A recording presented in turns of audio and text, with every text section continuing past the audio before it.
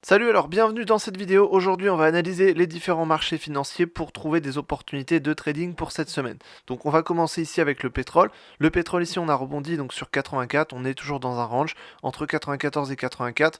Pour l'instant on stagne vers le bas du range, mais on peut s'attendre à un rebond potentiel pour viser les 94. En tout cas pour l'instant on reste dans le range et il y a peu de volatilité pour l'instant. Ensuite sur les crypto-monnaies, alors on avait eu un beau mouvement, une belle cassure de résistance ici sur 28 000 et ensuite sur 32 000, donc ce qui était plutôt intéressant. Là pour l'instant voilà, on est toujours en tendance haussière, mais on a beaucoup de stagnation aux alentours des 35 000 à peu près. Donc pour l'instant on reste aux alentours de ce prix là et on n'a pas plus de volatilité que ça. On peut s'attendre potentiellement à un rebond, un pullback sur 32 000 pour ensuite repartir à la hausse. S'il peut se passer ça, ce sera probablement quelque chose comme ça qui se passera, avec d'abord une correction et ensuite on continuera sur la tendance haussière à partir à la hausse. En tout cas pour l'instant ici il n'y a pas beaucoup d'opportunités, on reste stagnant aux alentours de 35 000. Ensuite sur l'Ethereum c'est intéressant parce qu'il commence à rattraper son retard sur les derniers mouvements qu'on a eu sur le Bitcoin. Donc là on casse des résistances, on casse la résistance de 1840 ici à la hausse, donc on l'a cassé ici. Pour l'instant on se dirige vers les 2000 à peu près. Donc pour l'instant voilà, on est en tendance haussière, on a un mouvement haussier qui est en train de se réaliser. Il pourrait se terminer sur 2000 puis ensuite rebondir ou marquer un pullback un peu plus tard. En tout cas pour l'instant toujours en tendance haussière sur l'Ethereum, donc c'est intéressant. Ensuite sur le S&P 500, alors ici on avait cassé des niveaux de support ici, donc on partait plutôt sur une tendance baissière. On a eu cette tendance baissière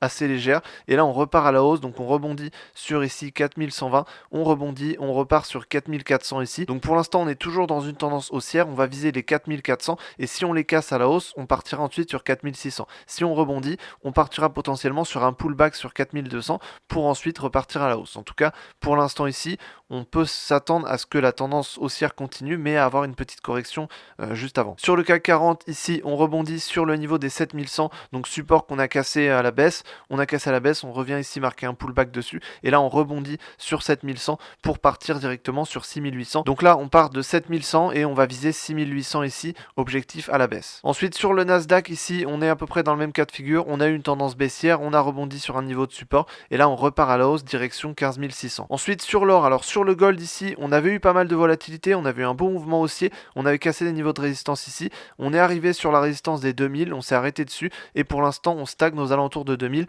donc on est en période de stagnation, on est en range simplement sur le gold ici. Si on casse des niveaux de support à la baisse, on partira ici sur 1942 et 1880, et si on casse la résistance des 2000 à la hausse, on partira ensuite sur 2050. Ensuite sur le forex avec l'euro-dollar, alors ici, euro-dollar, on a cassé un niveau de résistance ici des 1,07, donc là on pourrait continuer à partir à la hausse sur 1,085, donc prochain niveau de résistance à la hausse. On pourrait marquer un petit pullback dessus pour ensuite repartir.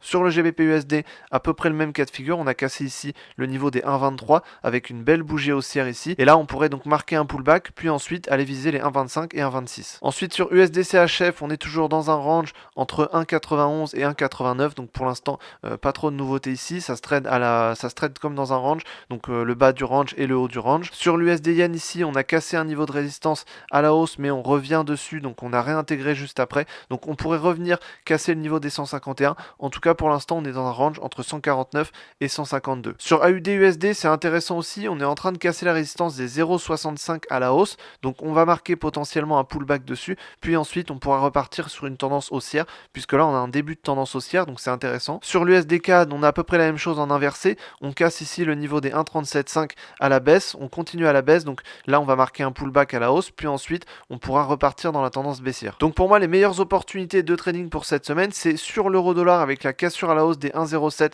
pour viser ensuite 1,85 et 1,9. Sur la UD-USD avec la cassure des 0,65 avec un petit pullback juste avant pour partir dans une tendance haussière. Et ensuite sur le CAC 40 avec le range entre 6800 et 7100, on rebondit sur 7100 pour partir à la baisse, direction 6800. Et ensuite bien sûr le Bitcoin avec la volatilité qui devrait arriver, on devrait casser les 35 000 et partir à la hausse avec un objectif qui va être à 40 000. Donc j'espère que je t'ai aidé dans cette vidéo, si c'est le cas tant mieux. Si tu veux en savoir plus sur le trading, tous les liens sont en description. J'espère que je t'ai aidé et je te dis à la prochaine dans une autre vidéo. Salut!